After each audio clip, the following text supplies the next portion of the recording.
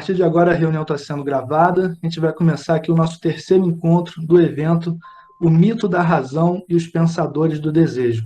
Já tivemos até aqui 2 encontros, né? O primeiro tratou sobre existência, o que seria essa existência humana e a existência em geral, a partir do ponto de vista do desejo, né? Lembrando assim, que a gente está aqui sempre operando meio que um duplo movimento, um movimento que, de certa forma, é de crítica e desconstrução dos pressupostos que se estabeleceram no Ocidente, em torno disso que eu estou chamando de um mito da razão, né, a ideia de que a razão rege todos os processos da vida, ou que pode, pelo menos, reger todos os processos da vida, e que esse é o próprio sentido da existência humana, que é se guiar conforme a razão, sua essência mais íntima, que é a razão. E, por outro lado, sempre lembrando isso, apresentar um arsenal de ferramentas que vocês possam utilizar, testar, para pensar certos fenômenos contemporâneos, né, coisas que acontecem na realidade e que nem sempre, ou muitas vezes, com esse arcabouço teórico do mito da razão, a gente não consegue entender, não consegue compreender, e aí fica sempre assim surpreso, se chocando com certas coisas que acontecem à nossa volta, certas coisas que acontecem na nossa realidade fática, e não conseguindo entendê-las, não conseguindo lidar com elas, porque fica tentando entender elas com as ferramentas do mito da razão. Então, eu estou tentando estruturar aqui e passar para vocês um arsenal de ferramentas que, para mim, tem a ver com uma certa virada no pensamento ocidental a partir do século XIX, com esses pensadores, que, para mim, são grandes companheiros existenciais, são os caras que me acompanham na minha trajetória existencial, que são o Schopenhauer, o Nietzsche e os psicanalistas em geral, mas aqui eu estou tentando me restringir ao Freud, para a gente ficar assim no pai da psicanálise, né? Como ele é chamado, o cara que trouxe essa maneira de articular, de pensar, essa visão de mundo, essa lente explicativa e compreensiva, que é a psicanálise. Então, no primeiro evento, a gente viu a existência. No segundo encontro, a gente falou sobre conhecimento, né? Como é que isso pode pensar a própria ideia de conhecer ou de conhecimento sob o ponto de vista não mais de uma centralidade da razão e da consciência, mas de uma existência que é atravessada no seu nível mais fundamental pelo desejo, por forças desejantes. E hoje a gente tem muito para conversar, né? Vamos começar aqui, que a gente tem muito para conversar, que o tema é ética.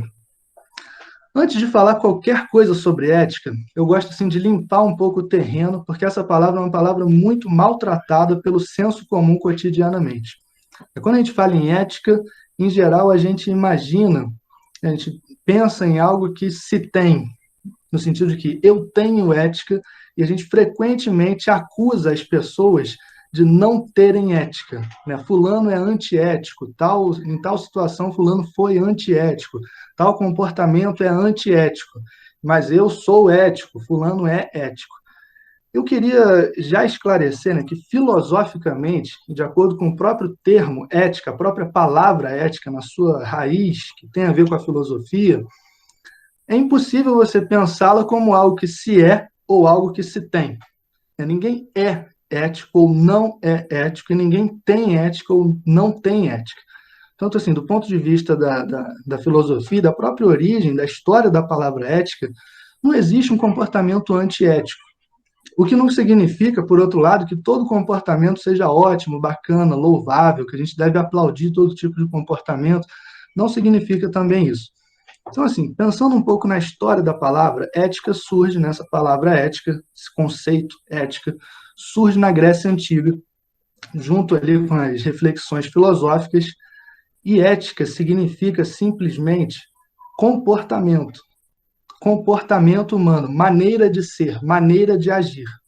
Como comportamento, maneira de ser e maneira de agir, significa que todo comportamento ou toda maneira de ser e de agir expressa uma ética. A reflexão sobre ética, ou a palavra ética, essa maneira de pensar ética, está diretamente relacionada a uma outra palavra que a gente também usa muito mal, que é muito maltratada na lida cotidiana comum, do senso comum, que é valores. O que são valores? A gente costuma usar valores também dessa forma. Eu tenho valores, fulano não tem valores.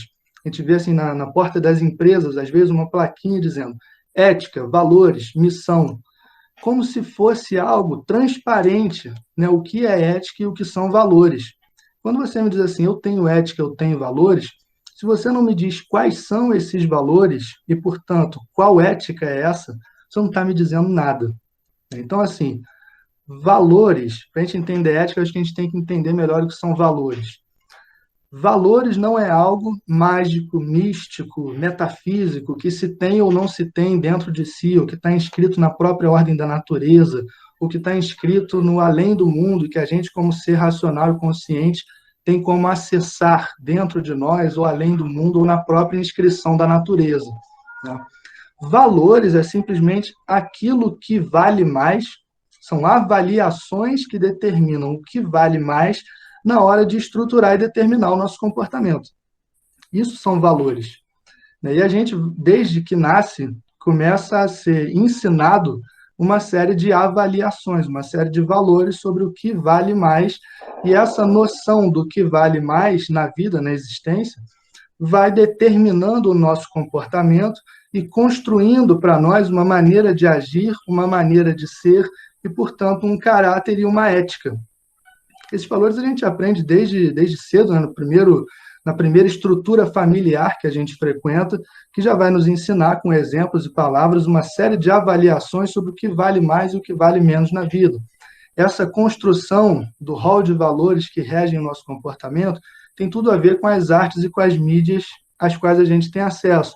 Os desenhos animados, as novelas, as séries, os filmes, as propagandas, né, são uma fonte importante de veiculação, de disseminação para nós do que vale mais e do que vale menos. Então vejam que isso tem uma dimensão pessoal e também uma dimensão sempre social, tem muito a ver sempre com a sociedade na qual a gente está inserido, que sempre já nos passa uma série de avaliações sobre o que vale mais e o que vale menos, as relações que a gente estabelece com as pessoas, as relações que a gente estabelece com as instituições nas quais a gente passa, né, instituições de ensino, instituições de trabalho, instituições religiosas do nosso tempo e do nosso lugar, lá sempre vão nos ensinar, né, mais ou menos explicitamente, muitas vezes com exemplos, com gestos afetivos, com palavras, mas também com imagens, valores, avaliações que determinam o que vale mais na hora de determinar o nosso comportamento. Isso que vale mais para nós vai formando para nós hábitos de comportamento, vai formando para nós uma maneira de agir, uma maneira de ser, que estrutura para nós um caráter, quer dizer, uma maneira como a gente aparece para si mesmo e para os outros. Isso é ética. Né? Isso é ética. Então, por que eu digo que nenhum comportamento é antiético? Isso pode ser chocante, porque às vezes a gente tende a entender também, obviamente, essa questão da ética, junto com aquele legado do mito da razão, que nos faz imaginar que nós somos seres essencialmente racionais e conscientes, que temos uma programação moral, seja inscrita no nosso coração, na nossa consciência ou no mundo além, ao qual a gente tem um acesso especial, porque, diferentemente de todos os outros animais, somos seres racionais e conscientes e, portanto, podemos reconhecer o bem e o mal, distinguir o bem e o mal e orientar a nossa vontade, a nossa ação em direção ao bem e nos afastar da direção do mal. Só que quando a gente julga as coisas dessa maneira, a gente perde a chance de entender realmente o que está se passando com os diversos comportamentos, com as diversas éticas que as pessoas estão expressando. Quando a gente simplesmente olha um comportamento que a gente não considera que seja bacana e diz que ele é antiético, como assim antiético? A gente está julgando ele em relação a quê? A um padrão moral que deveria supostamente se aplicar universalmente, ser universalmente válido para todos os seres humanos, e como aquela figura não está agindo de acordo com esse padrão universalmente estabelecido, portanto, ele é antiético. Em geral, quando a gente faz esse tipo de avaliação, né, de julgar outras pessoas como antiéticas, o que a gente faz é se colocar num patamar assim, de superioridade moral, né, e de apontar para o outro, assim, do alto de um pedestal de moralidade, acima de qualquer suspeita, a gente aponta para o outro e diz que ele é antiético. Qual é a melhor estratégia para a gente entender o comportamento das pessoas? é mudar a chave de compreensão, né? Ao invés assim de já julgar de acordo com supostos padrões universais de comportamento que deveriam se aplicar à totalidade da humanidade em todos os tempos e todos os lugares e dizer que tal comportamento é antiético, é muito melhor, no sentido de possibilidade de compreensão, se você toma o cuidado de analisar aquele comportamento para tentar descobrir quais são os valores que estão regendo aquele comportamento. Portanto, qual é a ética que ele expressa? Qual é a ética que aquele comportamento expressa? Entende? Todo comportamento é regido por determinados valores e todo comportamento expressa, justamente por isso, uma determinada ética. Você pode pegar exemplos que são muito batidos, né, no senso comum. Por exemplo, o de um político corrupto, cara que está lá desempenhando um cargo público, uma função para a qual ele foi eleito e deveria representar o povo, não sei o quê, e ele aproveita dessa posição para enriquecer ilicitamente, ganhar dinheiro, não sei o quê. A gente logo, pô, esse cara é antiético, né? Não, não é que ele seja antiético, a gente tem que perguntar para ele, seja realmente ou metaforicamente, quais são os valores que estão regendo aquele comportamento. Nesse caso, para ficar assim no mais visível da situação, no mínimo, aquele comportamento está sendo regido por um valor que é o dinheiro acima de tudo. Então, pouco importa o que ele deveria estar fazendo com aquele cargo, porque ele se deixa reger por um valor superior, que colou para ele como um valor superior, que é o dinheiro. Logo, tem ali uma ética do mais dinheiro. E se a gente para observar por esse lado, como a gente vai ver, muitas vezes a gente se vê numa situação de não mais estar no pedestal da moralidade superior, julgando o outro como antiético, mas a gente se vê implicado na própria situação. Afinal, esse cara coloca o dinheiro acima de tudo, como a nossa sociedade, muito frequentemente, uma sociedade hipercapitalística, coloca o dinheiro acima de tudo. E muitos de nós, quantas vezes não nos vendemos barato no mercadão do teatro social cotidiano, em troca de um pouquinho a mais de dinheiro. Então a gente acaba vendo que, às vezes, a gente mesmo tem a ver com aquela ética lá que a gente julgava, assim, meio ingenuamente, meio maliciosamente, como antiética. Todo comportamento é ético, expressa uma ética. Todo comportamento expressa alguns valores. Você pode pegar a pior figura, aquela figura que você mais detesta, que você acha mais abominável, que, né, de repente se tornou, sei lá, presidente da República no seu contexto sociopolítico, e que é terrível, abominável. Não significa que essa figura é antiética. Para você entender essa figura, você tem que entender qual é a ética que rege o comportamento dela, quais são os valores que regem aquele comportamento. Às vezes são valores do tipo culto do poder absoluto, e às vezes, muitas vezes, a gente está implicado nesse culto de outras maneiras, cultuando nós mesmos o poder absoluto em outras frentes. Muitas vezes está ali em jogo uma ética da crueldade, no prazer de causar dor e sofrimento a outras pessoas. E muitas vezes a gente está implicado nesse mesmo estilo ético, quando a gente vai observar, sei lá, relações pessoais que a gente vive, relações de trabalho que a gente vive. Então, não estou dizendo que necessariamente a gente está sempre implicado na mesma ética que o outro. Estou dizendo que é um exercício muito mais proveitoso a gente olhar para o comportamento das outras pessoas antes ainda de julgá-los como éticos ou antiéticos, morais ou imorais, né, com valores ou sem valores, mudar o tipo de pergunta. Ver quais são os valores que estão regendo aquele comportamento. Qual é a ética que aquele comportamento expressa e, portanto, se permitir, a partir daí, até mesmo criticar aquele comportamento e aquela ética. Né? Não estou dizendo com isso que tudo deve ser aceito, tudo deve ser celebrado, tudo é um comportamento bom e bacana. Não. Você pode criticar aquele comportamento, só que aí justamente com ferramentas muito mais sólidas. Você vai dizer por que aqueles valores que regem aquele comportamento, por que aquela ética não é tão bacana em termos de existência humana. Né? E você vai rebater aquilo com outro tipo de valores e outro tipo de ética que te pareçam muito mais interessantes para reger a vida e a convivência humana. Essa é a primeira coisa, assim, porque quando a gente fala de ética, em geral, a gente já vem viciado com um tipo de raciocínio que fica imaginando que ética é algo né, que ou está dentro de nós, ou acima de nós, ou inscrito na própria ordem da natureza, e que nós, como seres racionais e conscientes, podemos reconhecer ou acessar, e por isso mesmo somos muito especiais na ordem do universo, somos diferentes dos demais animais por isso, e, portanto, somos seres morais, responsáveis, sendo que aqueles entre nós que desviam dessa possibilidade suprema de reconhecer os valores morais universais e agir de acordo com eles, são sempre antiéticos, imorais, ou assim, não têm valores, né? Então, eu queria deixar isso claro de saída para a gente começar a entender do que a gente está falando aqui, tá? De qual é a concepção de ética que vai estar em jogo aqui nesse nosso encontro. Ou, pelo menos, por um lado, qual a concepção de ética que, de maneira nenhuma, vai estar em jogo aqui no nosso encontro, tá? Seguindo, a nossa maneira, né, de entender ética, ou de entender justamente o comportamento humano, como funciona o comportamento humano? Essa é uma questão existencial para nós, o entendimento de como funciona o comportamento humano, nós mesmos implicados, como é que funciona o nosso comportamento e como é que funciona o comportamento das pessoas ao nosso redor.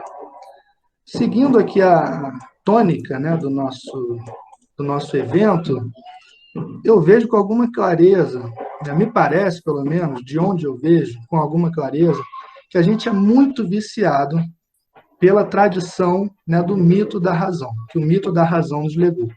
De maneira que a gente tende a ler o comportamento humano como se os humanos fossem seres essencialmente racionais e conscientes, regidos essencialmente pela razão e pela consciência. Essa é toda a história ocidental, né? Essa é a tradição de entendimento de ética que a tradição ocidental nos legou. A própria ideia de que o humano é um ser responsável, um ser moral, ela é diretamente ancorada no mito da razão. Que, afinal, somos seres responsáveis e morais, e responsabilizáveis, né? E morais, porque somos seres racionais e conscientes que têm o poder de direcionar a nossa vontade de acordo com o entendimento racional, de acordo com aqueles poderes que o Logos nos deu, apartando-nos dos demais animais e dos demais seres da natureza. Aquele poder incrível de uma certa ordem que atravessa nossas palavras e as encadeia em discurso e faz com que nós possamos explicar, investigar e encaminhar racionalmente as nossas questões. Que a gente possa investigar, explicar e encaminhar todas as coisas da nossa existência, todos os aspectos da nossa existência, de acordo com a razão. É porque somos racionais e conscientes, no caso, é porque estamos instalados, ou está instalado em nós esse aparelho do Logos, essa coisa quase que misteriosa, que é essa ordem que atravessa as palavras e constrói discurso argumentativo, explicativo e comunicativo, que é capaz de tornar comuns as vivências humanas através da comunicação discursiva. Isso faz com que sejamos morais, isso faz com que sejamos responsáveis, porque justamente é essa capacidade de razão, essa capacidade racional e assim, atrelada à consciência, ou é porque temos uma essência racional e consciente que conseguimos identificar os valores morais inscritos na ordem do universo, ou inscritos além do próprio universo, ou inscritos dentro de nós, na nossa consciência, em algum lugar desse tipo, e conseguimos direcionar a nossa vontade e as nossas ações para onde a razão guia. Assim, a razão é capaz de guiar a vontade, a razão é capaz de direcionar nossas ações e sempre com uma orientação para o melhor, com uma orientação para o bem, digamos assim. Por isso, nós somos considerados seres morais, né? Seres que sabem o que fazem e sabem por que fazem o que fazem, e que escolhem agir da maneira como agem por boas razões que sabem bem quais são. Esse é o mito da razão. A ideia de que nós agimos de uma certa maneira, ou de certas maneiras, porque queremos agir daquelas maneiras, e que sabemos por que agimos dessas maneiras, porque temos excelentes razões estabelecidas racionalmente que nós podemos reconhecer e comunicar. Quando a gente lê, por exemplo, a Ética do Aristóteles, Aristóteles é um cara que é muito importante, ele escreveu assim, obras fundamentais na história do Ocidente sobre todos os temas. Eu vejo que eu sempre começo com Aristóteles porque ele é um dos fundadores do pensamento ocidental e ele tem todos os méritos por isso, mas é também um dos fundadores do mito da razão, disso que eu estou chamando de mito da razão, e por isso, em geral, eu começo com ele para a gente fazer um contraponto. Ele tem uma obra de ética muito famosa, chamada Ética a Nicômano. Até hoje a gente não sabe direito se esse Nicômano, se essa Ética a Nicômano ele escreveu para o pai ou para o filho, porque o pai do Aristóteles se chamava Nicômano, o filho do Aristóteles se chamava Nicômano. Se imagina que tenha sido para o filho. Não sei se faria sentido ele escrever uma ética para o pai na Grécia Antiga. Né? Imagina-se que ele tenha escrito para o filho, deixar ensinamentos para o filho. Né? Na Ética a Nicômano, o Aristóteles diz: agir bem, né, assim, o bem agir que nos leva ao bem viver, que nos leva à felicidade, é agir de acordo com a nossa essência mais íntima. E a nossa essência mais íntima é a razão, é a capacidade de raciocinar, de estabelecer encadeamento lógico, de ordenar palavras em discurso argumentativo e de reger nossa vida de acordo com a razão, de acordo com esses encadeamentos argumentativos racionais. Portanto, ele diz, o sentido ético da vida, de certa forma, é usar a razão, ou viver em acordo com a razão, deixar a razão guiar nossa vida, guiar, deixar a razão guiar nossa vida na direção do melhor, na direção do bem, na direção da felicidade. Para isso é preciso todo um exercício racional de dominar as paixões, dominar os afetos, dominar os desejos, dominar os impulsos, dominar os apetites, dominar o corpo e se deixar guiar unicamente pela razão. Deixando-se guiar unicamente pela razão, a gente consegue dominar os instintos, pulsões, desejos, afetos, né, que atravessam esse corpo e consegue agir com moderação, consegue agir no caminho do meio. Ele tem uma tabela, de fato, mostrando assim, o que seria o exagero numa certa situação, o que seria o de menos, né, assim, numa exata situação, e qual seria o ponto de equilíbrio. E uma vida racionalmente vivida é sempre aquela que controla os impulsos para não deixá-los ir para o exagero, controla os impulsos racionalmente para não deixá-los ficar assim, morrendo de fome, à míngua, digamos assim, e consegue determinar, guiar, se fazer guiar enquanto comportamento humano pelo caminho do meio, pelo caminho da plena moderação. Tá? Isso faz história assim, no pensamento ocidental. Ainda no período iluminista, você encontra um Kant, por exemplo, pensador iluminista, portanto, também um dos pais, né, filhos e pais desse mito da razão, colocando que agir eticamente é agir de acordo com com aquilo que a gente tem de mais essencial. E aquilo que a gente tem de mais essencial, diria Kant, é a razão. E o Kant diz, como é que funciona agir de acordo plenamente com a razão? Ele diz, ora, agir plenamente de acordo com a razão é agir segundo os fins universalmente válidos, porque a razão não é coisa só de um indivíduo, a razão é coisa de uma espécie. Nós somos uma espécie racional, uma espécie que se define essencialmente por ser racional. Então, essa razão da espécie deve ter finalidades universalmente válidas para toda a espécie. Que nós, aí está a tragicidade da coisa, nós não podemos conhecer esses fins universais da razão porque estamos restritos aos estreitos limites de uma vida humana num certo tempo, num certo lugar, com certos desejos e paixões muito particulares, com certos prazeres mesquinhos. Então, ele diz, agir racionalmente é essa capacidade de abrir mão de qualquer demanda de prazer pessoal, de qualquer egoísmo pessoal, de qualquer mesquinharia pessoal, de qualquer paixão pessoal na determinação do nosso comportamento. Nosso comportamento deve ser determinado unicamente pela razão E como é que a gente faz isso se a gente não sabe quais são os fins absolutos e universais da razão? Eles têm um artifício muito simples para isso, um artifício mesmo, uma estratégia racional que faz com que a gente possa agir de acordo com a razão, que é agir como se a gente conhecesse os fins universais da razão. Então, antes de agir, a gente tem que se perguntar assim, age como se, né, tem que dizer assim para a gente mesmo, age como se a sua ação pudesse se converter em lei universal. Isso é o que o Kant chama de imperativo categórico. Age de acordo que sua ação pudesse se converter em lei universal. Então ele diz, pô, se eu tiver, né, assim, digamos, no ônibus, a pessoa do meu lado, claro que ele não deu esse exemplo, estou dando aqui de acordo com o nosso tempo. A pessoa do meu lado está com o iPhone 25 na mão, ele adormece, deixa o iPhone cair no chão. Eu pego ou não pego o iPhone 25 do cara do meu lado, sendo que ele está dormindo e ninguém vai ver? Aí o Kant diz, de acordo com o meu prazer imediato, a ideia é pegar, né, porque eu vou usufruir de um prazer imediato naquilo. Mas eu tenho que pensar de acordo com se aquilo pode se tornar uma lei universal. Se eu pegar aquele iPhone, né, eu vou estar tornando universal, de certa maneira, o fato de pegar coisas dos outros. Se todo mundo sair pegando as coisas dos outros, a vida humana vai ficar melhor ou pior? E ele diz, pô, vai ficar pior. Então a gente não deve fazer isso, não devemos agir, devemos passar por cima das nossas inclinações mais particulares, mais egoístas, e agir de acordo com os fins universalmente válidos da razão.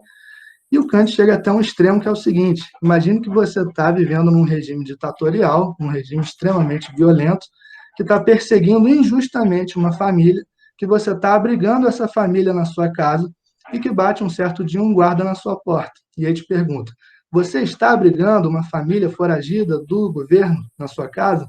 E aí você tem que parar e se perguntar, se eu mentir para o guarda e a mentira se tornasse uma lei universal, isso tornaria a convivência melhor ou pior?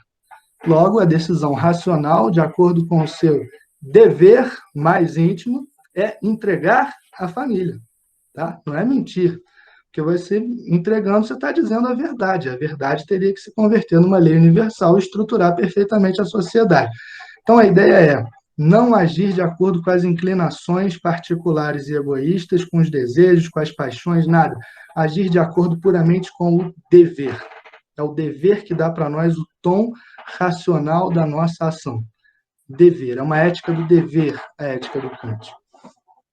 Vejam que há variações, né, assim, entre Aristóteles, Kant, toda a tradição ocidental, mas o cerne permanece o mesmo. A ideia de que nós somos seres essencialmente racionais e conscientes, e que, porque somos racionais e conscientes, conseguimos reconhecer o que é melhor de ser feito, direcionar nossa ação racionalmente para aquilo que é melhor fazer, para aquilo que é o bem, para aquilo que é o verdadeiro bem, né, abrindo mão das nossas inclinações particulares ou realmente dominando racionalmente o nosso corpo, os nossos desejos, os nossos instintos, as nossas paixões, os nossos desejos e nossos objetivos particulares, egoístas, digamos assim. Quando a gente vai pensar a ética a partir do ponto de vista do desejo, tudo isso muda radicalmente. Assim, muda radicalmente. Em primeiro lugar, se o que há são forças desejantes que nos atravessam e nos carregam consigo, e nos comovem, nos levando em direção, né, à satisfação que elas buscam, mas que é uma satisfação que nunca é plena e absoluta, né, nós somos sempre arrastados por forças desejantes, justamente, que ficam buscando algum tipo de prazer, algum tipo de satisfação. Isso já complica bastante a ideia de que a gente se compreenda como um núcleo, né, como um centro de comando racional e consciente que consegue determinar nossas ações a partir de nós mesmos. Se vocês se lembrarem do Schopenhauer, ele diz que nós somos movidos e comovidos, assim como todo o universo, inclusive, por uma força que ele chama de vontade. Uma vontade cega, uma vontade insaciável à medida em que ela fica, né, até assim, nos levando a achar, a gente que se engana com ela, que a gente é levado a achar que o próximo objetivo vai nos trazer a satisfação absoluta, que o próximo objetivo vai nos trazer a satisfação absoluta. e a gente fica o tempo todo numa busca por alguma coisa. A gente está sempre querendo alguma coisa, sempre buscando alguma coisa. A gente busca conquistas amorosas, a gente busca conquistas sexuais, a gente busca empregos, a gente busca escalar na hierarquia do emprego, a gente busca bens materiais, a gente busca a iluminação espiritual, a gente busca satisfazer os deuses que nós acreditamos que existam e que estão nos vigiando e cuidando de nós, e que podem nos punir caso a gente se desvie do caminho deles. A gente está sempre querendo salvar nossa alma, se a gente for, né, do campo de alguma religião que nos promete a salvação da alma. A gente está sempre querendo alguma coisa, querendo fama, querendo sucesso, querendo, desejo. A gente vive numa roda de desejo. E o Schopenhauer diz, é justamente assim, né, que a vontade se manifesta na vida humana. Ele diz, a gente é levado, né, por uma vontade cega, incontrolável, insaciável. Então, ele diz assim, passa-se o mesmo que acontece com a própria vontade, com os esforços e os desejos humanos. A sua realização, finalidade suprema da vontade, brilha na nossa frente. No entanto, uma vez atingidos, já não são os mesmos, esses objetivos. Esquecem-se, tornam-se velharias, e quer se esconda ou não, acaba-se sempre por os pôr de lado, como ilusões desaparecidas. Ele diz assim também, a vontade tem falta total de uma finalidade última, deseja sempre, sendo o desejo todo o seu ser. Desejo este que não termina quando algum objeto é alcançado, sendo, portanto, incapaz de uma satisfação última, jamais verdadeiro alvo, jamais satisfação final, em nenhuma parte um lugar de repouso. Então ele diz, a gente vive numa dinâmica meio que infernal, assim, de desejar e conquistar alguma coisa que a gente desejou, e assim que conquista, aquela coisa já começa meio que, não sei se é exatamente perder a graça, mas ela demonstra que não é aquilo que é apaziguar de uma vez por todas o nosso desejo. Né? Assim, a gente deseja, conquista, e ali já começa a aparecer novas complicações que a gente não estava vendo, e aí o desejo passa a ser de manter aquela coisa, ou pelo contrário, de se livrar daquela coisa que a gente mesmo conquistou, porque nada, né, nenhum objetivo existente pode apaziguar de uma vez por todas, para sempre, essa inquietação desejante e insaciável. Ou, por outro lado, a gente não consegue aquelas coisas que a gente desejou. Pô, queria muito aquele emprego, não consegui. Queria tanto conquistar aquela pessoa, fiquei aqui trocando ideia dias, falando, não consegui. E aí sofre, né? Um sofrimento, um tormento, uma frustração enorme. Então ele diz que a vida é como um pêndulo que oscila da direita para a esquerda, do sofrimento e da frustração de um objetivo não satisfeito, de um desejo não satisfeito, ou o tédio de um desejo já satisfeito, que não tarda a se tornar em tédio. Ele compara a dinâmica da nossa vida a alguns personagens da mitologia grega que têm uma vida algo infernal. Né? Assim, vou falar de 4 personagens aqui que ele compara a nossa vida. Tem o Tântalo, ele diz assim, a dinâmica da vontade é aquela que acometeu, por exemplo, né? Para ilustrar isso, a gente pode olhar a vida do Tântalo. O Tântalo é um cara na mitologia grega, que ele era um rei muito importante, tal, mas ele era muito assim, ambicioso. Então, um certo dia, ele foi convidado pelos próprios deuses para organizar um banquete para os deuses. E aí o que ele fez? Ele roubou o manjar dos deuses e serviu para os deuses comerem a carne do próprio filho que ele matou. Aí, muito putos da vida, mais porque ele roubou o manjar dos deuses do que por terem comido um pedaço do filho dele, os deuses condenaram ele a um castigo terrível, a ficar assim, o resto da eternidade, passar o resto da eternidade numa floresta com uma hiperabundância de alimentos, né, de frutos, os mais deliciosos, sendo que a cada vez que ele aproximava a mão de um desses frutos, esses frutos se afastavam dele. Então, assim, está em meio à abundância de coisas deliciosas e maravilhosas que ele quer e deseja, e assim que ele faz o movimento de pegá-las, elas se afastam. Esse é o castigo de Tântalo, e ele diz, essa é a nossa vida enquanto seres desejantes. Ele também fala das Danáides. As Danáides são personagens curiosas da mitologia grega, A história delas é a seguinte: elas eram irmãs de Dani, não, um cara chamado Dani, por isso que elas ficaram conhecidas como Danaides. E elas eram 50 irmãs de Danis, as Danaides. E elas foram prometidas pelo pai para se casar com 50 filhos de um outro rei. Eram filhas de um rei, 50 filhas de um rei que foram prometidas para se casar com 50 filhos de outros reis. Só que o pai delas tinha sido obrigado pelos deuses a fazer esse acordo. Ele não queria casar as filhas com aqueles 50 caras. Então ele fala o seguinte: no dia do casamento, vocês cortam a cabeça dos 50. E assim eu cumpro minha promessa com os deuses, mais ou menos. Porém, vocês não vão ter que ficar escravos desse casamento. Vocês cortam a cabeça dos seus maridos. Só uma delas não cumpriu isso porque ela acabou gostando do marido que ela recebeu.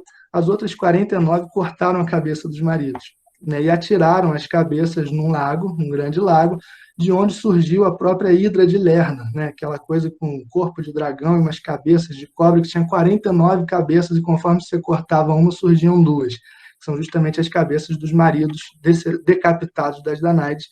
Como castigo, elas foram obrigadas a passar a eternidade enchendo um tonel de água furado. Então elas enchiam tudo, quando elas voltavam para a beira do lago, já tinha esvaziado. Elas tinham que voltar para o rio, encher o tonel e tudo esvaziava. Tinham que voltar para o rio, encher o tonel e esvaziava. Essa é a dinâmica da vontade. Um outro traidor dos deuses que recebeu uma punição terrível, Ixion. Ixion era um cara bem perverso, assim, né? Ele construiu um cômodo na casa dele, que era um incinerador, um troço que se ele ligasse um mecanismo lá, o troço se incendiava todo. E um dia ele chamou o sogro para dormir, ele detestava o sogro. Esse cara foi longe demais de detestar o sogro, né? Convidou o sogro para dormir na casa dele, colocou ele naquele cômodo incinerador e durante a noite simplesmente acionou o mecanismo e queimou o sogro dormindo, matou o sogro incinerado. Como o sogro ficava gritando muito, ele se arrependeu, assim, ficou chateado de verdade de ter feito aquilo. O Zeus ia perdoar ele. Zeus chamou ele para um jantar, né? Zeus falou: Ixion, eu vi que você se arrependeu, eu vi que você reconheceu que tinha sido arrogante demais, perverso demais, então eu vou te dar uma outra oportunidade. Vem jantar comigo que a gente resolve. Aí o Ixion vai jantar na casa de Zeus e o que ele faz? Começa a seduzir a esposa de Zeus por baixo da mesa. Começa a passar a perninha na perninha de Hera, a esposa de Zeus. Aí Zeus descobriu, ficou revoltado e condenou Ixion a ficar preso numa roda giratória sob uma fogueira, sendo queimado pela eternidade numa fogueira, numa roda que nunca saía do lugar. Schopenhauer diz: eis a dinâmica da vontade. E, por último, o muito famoso Sísifo, né, que foi utilizado no Mito de Sísifo, do Camus, né, um livro muito famoso de filosofia, recomendo, belíssimo. O Emanuel conhece muito bem.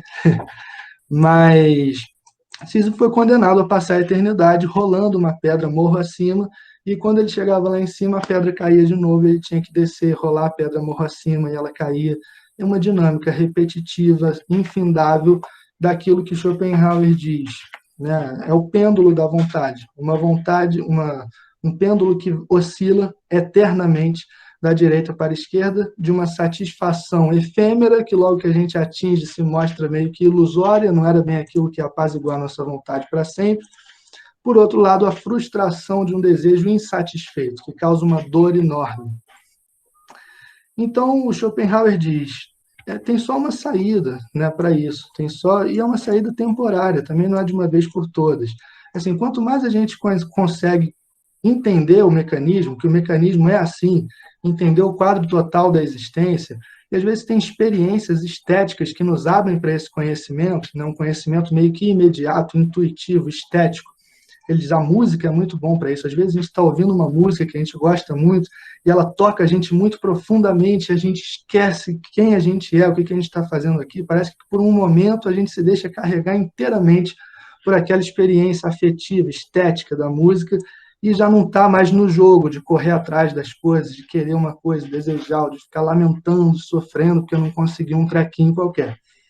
Então, essa é uma experiência que abre para a gente a possibilidade de apaziguar de verdade a vontade. Ou então, quando a gente se coloca diante de um troço assim, natural, muito grandioso. A gente está diante de um mar revolto, de uma tempestade, ou de uma montanha gigantesca.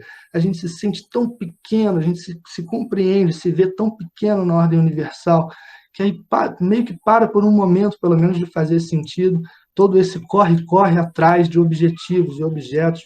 Então, muito inspirado, né, pelo budismo, Schopenhauer tem essa noção de que a ética para ele, de certa forma, né, assim, primeiro, a ética nesse sentido de como funciona o comportamento humano é isso, é um corre-corre atrás de um monte de objetivos comovidos, né, que somos pela vontade, essa força cega, insaciável e sem um objetivo de última instância, final. E, por outro lado, quando ele anuncia uma ética, né, algo que seria bacana da gente fazer com a nossa vida, é buscar o máximo possível essa situação de apaziguamento da vontade, de compreensão estética do espetáculo inteiro do mundo, de maneira que a gente finalmente atinja alguma paz. Né, alguma paz. A paz é possível para Schopenhauer, ainda que momentaneamente, nesses momentos em que a gente consegue deixar de desejar, de certa forma. Inspiração budista, né? A saída budista é essa, a vida é sofrimento, da roda de samsara, desse monte de desejos que nos fazem sofrer, seja porque quando a gente conquista não era bem aquilo, seja porque quando não conquista, entra num sofrimento, numa frustração terríveis, doloridos, e a saída do budismo é justamente o esforço de deixar de desejar, não mais desejar, para não mais se afligir com essa dinâmica muito própria do desejo. Tá? Depois, né, assim, dando sequência, para falar um pouco do Nietzsche, aquele que tem em Schopenhauer sua maior inspiração filosófica, o cara que realmente tomou para si a tarefa de levar à frente o pensamento de Schopenhauer, aquele cara que decidiu se tornar filósofo depois de ler o Schopenhauer, depois de ler O Mundo como Vontade e Representação de Schopenhauer. Tudo isso que eu estou falando sobre Schopenhauer está lá no Mundo como Vontade e Representação. Tem mais uma coisa interessante para falar de Schopenhauer. Ele se chega a encaminhar assim, uma maneira de como a gente devia tratar uns dos outros num mundo ideal. Né? A gente não consegue ter essa clareza sempre. Mas o melhor de tudo é se a gente tivesse uma certa clareza quanto ao entendimento do seguinte: as outras pessoas sofrem tanto quanto a gente. Elas estão na mesma dinâmica, são sofredores igual a gente. Então, se ao invés de ficar, né, em pinimba boba com elas, coisa que ele mesmo gostava muito de fazer, diga-se de passagem, se a gente pudesse reconhecer cada um como alguém que sofre igual a gente, acho que a gente viveria melhor. Ele chega a dizer assim que a gente devia substituir os pronomes de tratamento, as diversas maneiras de tratamento, por my fellow sufferer, meu companheiro de sofrimento. O Nietzsche, pois bem, lendo Schopenhauer, ele diz, olha, é bacana, assim, né? Acho interessante essa saída do Schopenhauer, só que ela ainda traz com ela uma certa ilusão. Ela ainda traz com ela a ilusão de que é possível, de alguma maneira, apaziguar de fato a vontade. Ele diz, não, essa vontade não é exatamente cega, como diria o Schopenhauer. Essa vontade é uma vontade de poder. Então, assim, o Nietzsche é um dos caras que vai mais frontalmente, né, assim, contra, no sentido de desconstrução do mito da razão, porque boa parte do esforço dele é desconstruir ou destruir esse mito de que somos um centro de comando racional, consciente, capaz de reconhecer valores morais e agir de acordo com eles, orientados para o bem, seja qual for esse bem. Ele diz, não, o ser humano, em primeiro lugar, não tem esse centro unitário, né, que dirige, não tem um centro de comando racional e consciente. Vocês lembrem das últimas vezes, ele dizia que o corpo é uma estrutura social de muitas almas e que a alma essas almas são estruturas sociais de impulsos e afetos, e que o que nos chega à consciência é como ponta de iceberg, é apenas uma pontinha desse grande processo que, na sua maior parte, se passa inconscientemente, em que impulsos, afetos, instintos, pulsões, desejos e as fantasias que os acompanham vão se entrelaçando entre si, compondo relações de dominação, de associação temporária, de domínio, hierarquias, estruturas sociais mesmo de afetos, no qual nós somos a sociedade, digamos assim, essa sociedade de afetos, o efeito dessa sociedade de afetos, que vão interpretando o mundo à sua maneira e decidindo, e nos carregando consigo Tudo isso atravessado no nível mais básico e mais fundamental por uma vontade de poder. Portanto, assim, isso complica demais, né? Tanto Schopenhauer já complicou, quanto Nietzsche segue complicando ainda mais a noção que o mito da razão constrói, né? A razão de que nós possamos guiar nosso comportamento racionalmente. O que chegar para nós em termos de razão e consciência já é resultado de um processo que está rolando no inconsciente, no nível inconsciente, que é de embate entre impulsos diferentes, diversos, lutando pelo domínio, se associando temporariamente, se assim estabelecendo relações hierárquicas e nos levando para esse ou aquele lugar. Muitos dos motivos que a gente atribui para as nossas próprias ações, diz o Nietzsche, são fictícios, são imaginários. Assim, é como se a gente tivesse uma máquina fictícia que fica contando para nós uma história para tentar dar para nós uma sensação de estabilidade, porque, nesse sentido, essa sensação de estabilidade satisfaz o nosso desejo de poder. Então, boa parte das histórias que a gente conta para nós sobre por que nós fizemos o que fizemos, para onde estamos indo, não, eu vou fazer tal coisa porque eu pensei bem e vi que isso que aconteceu comigo foi assim, e aí eu cheguei à conclusão de que eu tenho que ir lá fazer não sei o quê. A decisão já foi tomada, diria o Nietzsche. Esse processo todo é uma historinha que seu maquinário fantasista está criando para te dar uma sensação de segurança e estabilidade, para você não ter que lidar com a total, quase, falta de controle, de não estar no controle. Assumir essa experiência de ser desejante é, de certa maneira, uma experiência dificílima de assumir que não está no controle total das ações. E eu estou dizendo total para ser assim, para fazer uma concessão ao nosso desejo de controle. Porque, em geral, a gente não tem controle nenhum. Assim, tem as circunstâncias, tem os afetos, tem as paixões, tem os instintos, tem os desejos, as pulsões, as fantasias, e nesse jogo complexo entre eles vai se formando resultantes das quais a gente vai experimentando essas resultantes, e muitas vezes depois, né, um conceito que o Nietzsche traz e que a psicanálise vai explorar muito depois, muitas das explicações que a gente tem para o que a gente fez, para o que a gente viveu, são construídas, como diriam aí os psicanalistas, só depois. Nachträglichkeit é o nome alemão disso, né, que o Freud fala. Só depois. A gente primeiro foi tomada uma série de decisões e depois se acomoda numa narrativa que nos satisfaz, que nos apazigua, que faz pensar que a gente esteve no controle e sabia exatamente o que estava fazendo. Lá num livro chamado O Crepúsculo dos Ídolos, o Nietzsche trabalha muito isso, quando ele diz assim, tem um capítulo que é a fábula da razão e tem outro que é os 4 grandes erros. Um desses 4 grandes erros, como ele coloca, é a ideia de que a gente sabe as causas antes ainda de fazer as coisas. Muitas vezes o que acontece é que a causa é atribuída imaginariamente a um processo que já foi decidido sem que a gente tivesse acompanhamento do processo todo. No Matrix 2, quem já viu Matrix, 1, 2, 3, não sei, mas eu já vi muitas vezes, né, todos os Matrix, são o meu filme preferido. No Matrix 2 tem uma cena muito interessante, que é assim, quando o Neo está diante do arquiteto, e o arquiteto diz para ele, você tem 2 portas aqui, né? Você tem, na hora de ir embora. O Neo já conversou lá, aquela conversa esquisitíssima com o arquiteto, e o arquiteto diz para ele, você tem 2 opções.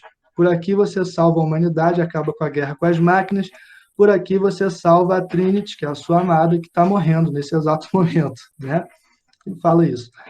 Antes ainda do Neo responder alguma coisa, ele diz assim, o arquiteto diz assim, já posso ver o encadeamento de processos químicos, elétricos se estruturando dentro de você, no seu cérebro, nas suas emoções, não sei o quê, e eu já vi que você já decidiu. Incrível você ter decidido isso, porque o mais racional seria o outro lado, você se deixa levar muito pela emoção. Isso meio que ilustra um pouco esse processo que o Nietzsche está colocando em cena. Assim, tem todo um processo, não só físico-químico, mas para ele é muito importante essa dimensão do desejo, desejante, afetivo, fantasista, imaginário, se entrelaçando para nos levar para um certo caminho, que depois a gente dá conta de uma explicação imaginária para dizer por que foi por lá e não por outro lugar. Bom, seguindo essa lógica meio terrível, né, do Nietzsche, assim, para nós, em geral, isso é meio terrível de encarar, mas ele diria que a própria tradição do mito da razão, quando enuncia esse tipo de explicação, né, nós somos seres racionais, conscientes, nós escolhemos o que queremos fazer, nós vamos para o lado que reconhecemos como melhor, entende? Ele, ele coloca essa tradição, né, do mito da razão como uma maneira de enunciar e satisfazer um desejo de poder. Afinal, você satisfaz um desejo de poder quando você imagina estar no controle dos processos. Você satisfaz um desejo de poder quando você se imagina muito especial em relação aos outros seres, porque é dotado de razão e consciência, e, portanto, de moralidade e responsabilidade. Tem pelo menos, tem vários, de várias maneiras, as explicações forjadas pelo mito da razão atendem aos nossos desejos. Isso é que é muito terrível, muito incrível também, ao mesmo tempo, nessa tradição dos pensadores do desejo, porque eles nos fazem sempre dar um passo atrás em relação a tudo aquilo que é formulado pela tradição do mito da razão. Onde o mito da razão diz: nós somos um sujeito racional, consciente, um centro de comando que decide para onde vai, o que faz e o que não faz. Os pensadores do desejo vão dizer: mas e se essa elaboração mesmo for só assim algo que corresponde a um desejo muito grande seu de controle? Onde os pensadores do mito da razão vão dizer: o mundo tem um fundamento muito estável, seguro, que é a ideia de bem para Platão, é a divindade suprema para Aristóteles, é o Deus cristão dos medievais, é o sentido da história racionalmente estabelecido para os iluministas. Os pensadores do desejo vão dizer: e se isso for só um desejo muito grande humano de dar sentido às coisas? Um desejo muito grande de poder, no sentido de saber o que está fazendo aqui, de onde veio, para onde vai, como funciona tudo. Um desejo também de controlar todos os processos através de uma força especial da razão. Pode ser tudo um engano, pode ser tudo um desejo nosso, um desejo muito forte de controlar os processos da existência. Essa é a questão mais terrível que eles colocam, porque por mais que você não queira assim, acreditar nos encaminhamentos que eles fazem, você queira deixá-los de lado, não, eles só falam bobagem, esses pensadores do desejo, eu não quero ter nada a ver com eles, mas essa pulga, ela fica atrás da sua orelha para sempre. Uma vez que você vê uma explicação muito bem arrumada, muito bonita, vinda do lado dos pensadores da razão, do mito da razão, você pensa, mas isso, e se isso for só algo que corresponde a um desejo humano de controle? Isso que corresponde a um desejo humano de poder. Entendem? Isso é o que há de mais terrível. Isso é o que há de mais terrível. Mas também é o que há de mais incrível, porque ele te liberta, digamos assim, de muitas ilusões que o mito da razão construiu e ainda te dá ferramenta para o entendimento de muitas ações reais que você observa no seu cotidiano. A gente fica batendo a cabeça na parede para entender por que diabo um monte de playboy da Zona Sul vai se aglomerar no bar do Leblon para tomar chopp a R$ 25, espalhando vírus um para o outro, à torta e à direita. Sob o ponto de vista da razão, isso não faz o menor sentido. Não faz sentido. Por que as pessoas fazem uma coisa dessa? Por que a pessoa não quer tomar vacina? Não, me recuso a tomar vacina. A vacina vem da China, a China é comunista e o governo tem uma conspiração, então o governo tem uma conspiração para me matar, e a indústria farmacêutica tem uma conspiração para me infectar, blá, blá, blá. Por que as pessoas agem dessas formas? Por que as pessoas vão atrás de fanatismo religioso em pleno século XXI, quando elas já entendem que quando chove é porque tem ciclo da água, não é porque é a vontade de Deus? Por que as pessoas vão atrás de líderes políticos fanfarrões que prometem um monte de coisas que claramente não podem prometer, cumprir, não podem cumprir? Se você pensar pelo ponto de vista da racionalidade, tudo isso cairia assim, ligando um A com um B com um C. Pô, isso não faz sentido. Se você pensar do ponto de vista das pulsões inconscientes, dos desejos, das fantasias de poder e de prazer, tudo isso faz o maior sentido. Eu não estou dizendo que seja bom, bacana, interessante, vamos aplaudir, mas que faz sentido, faz sentido. O cara ignora qualquer recomendação e vai se aglomerar com os amigos, porque ele tem um desejo grande de poder, mais do que o vírus que está aí, ou ele tem um desejo grande de poder ostentar, né? Tem um poder ostentação. Em casa ele não consegue ostentar direito, ele tem que tirar só umas fotos ali no sofá com uma bebida cara, não é o bastante, tem que ir ostentar na rua. Tem desejos de poder variados que podem estar associados a uma prática como essa, de aglomerar em meio à pandemia. Existem muitos desejos de poder e de controle, muitas fantasias de poder e de controle que podem estar associadas a um fanatismo religioso, embora tudo que a razão e o conhecimento que você tenha disponível te diga o contrário, entende? Por que você seguir um líder autoritário faz sentido? Ele te promete, né? Olha a lógica, promessa tem muito a ver com desejo. Né? O desejo quer alguma coisa que está por vir, e quem te promete que essa coisa vai vir, ganha, de certa forma, seu desejo. Né?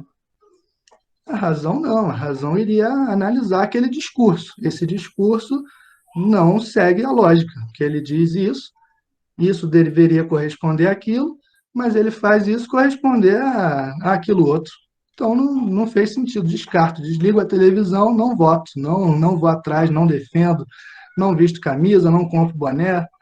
Mas a promessa que satisfaz a nossa fantasia, o nosso desejo de poder, de controle, de estabilidade, de segurança, de superioridade, no caso da vacina, de ter um saber, né, o poder de supostamente ter um saber que ninguém mais tem.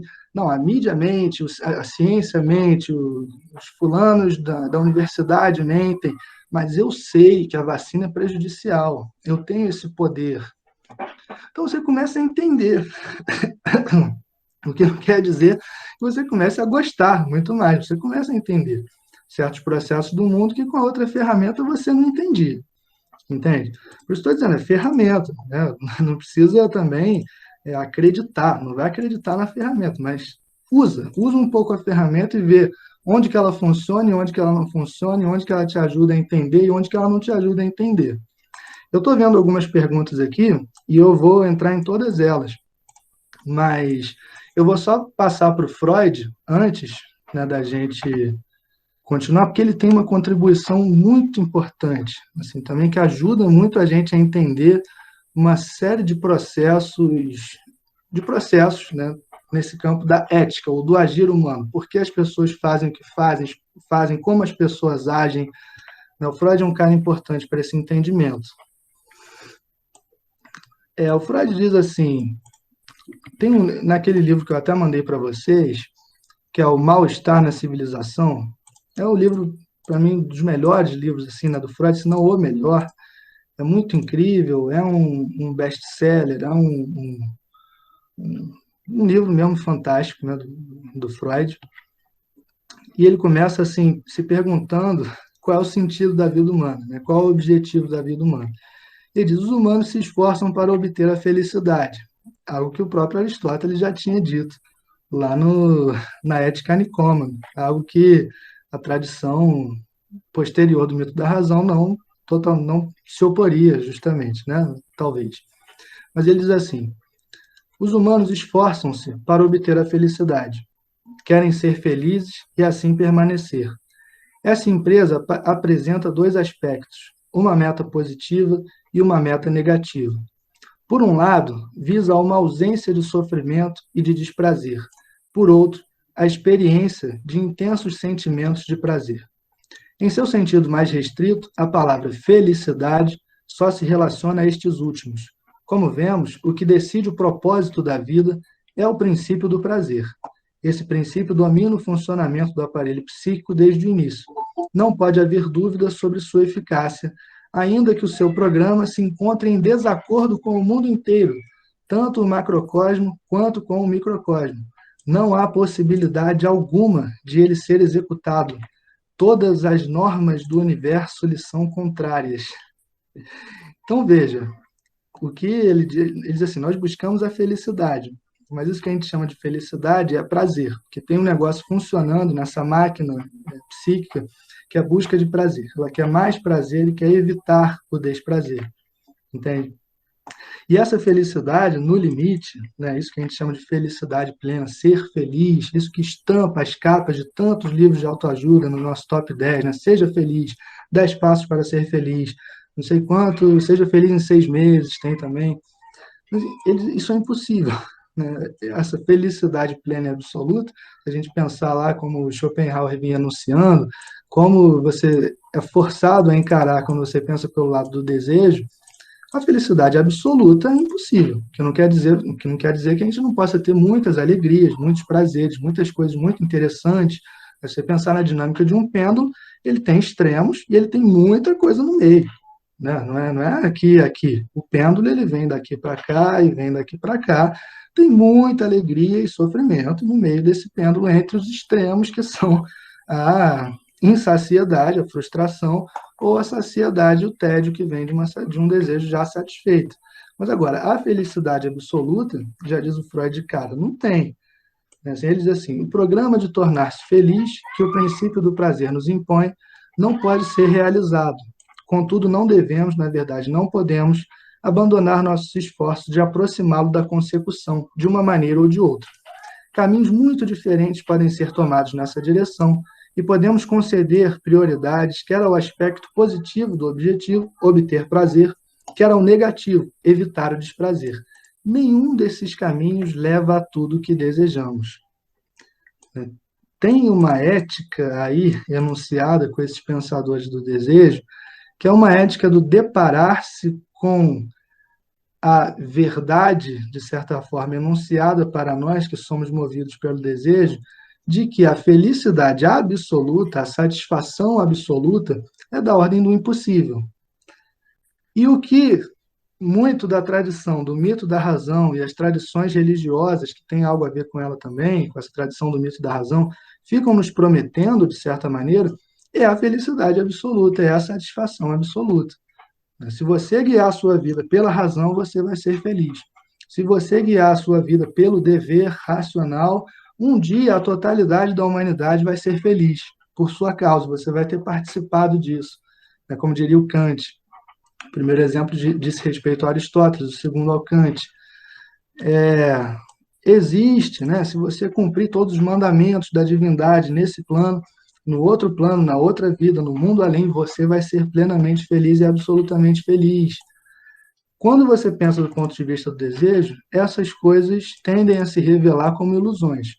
Ilusões justamente de um ser que deseja uma satisfação absoluta e que fica postulando fantasistamente, né, o próprio aparelho, a própria máquina, por ser desejante, ela é necessariamente fantasista, ela fantasia essas situações de poder, de satisfação absoluta, de felicidade absoluta, que não vem, teimam em não vir, porque é assim que funciona, não tem como mesmo, né? Não tem como parar a máquina desejante de uma vez por todas. Muito bem, o que há de mais importante, além de já se mostrar, né, como isso tem pouco a ver com a tradição do mito da racionalidade, no sentido de que, onde o Aristóteles diz busca da felicidade, o Freud diz de cara, felicidade absoluta é impossível, como diria também Schopenhauer, como diria também Nietzsche. Onde o Aristóteles coloca a moderação, você é obrigado a se deparar com uma força que é, por natureza, excessiva. Desejo não é moderação, desejo é excessividade, é desejar sempre mais do que se tem. Né? Como diria o Dinho Ouro Preto, eu quero sempre mais que ontem, quero sempre mais que hoje, quero sempre mais do que posso ter. Fala aí o desejo. Se quiserem sofisticar mais o rock and roll, I can get no satisfaction do Rolling Stones. O que é isso? Né? O desejo é uma força excessiva. Ele quer mais, ele quer um além do que se tem. Ninguém quer o que tem. Você pode querer manter o que tem, ou permanecer com o que tem por muito tempo, o que já é uma coisa que você não tem. Esse permanecer, esse manter, é algo que você não tem e que você, portanto, deseja. Entende? O desejo é, por natureza, excessivo. O desejo não nos leva à felicidade absoluta.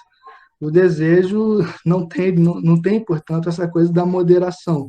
E o desejo não pode ser racionalmente controlado.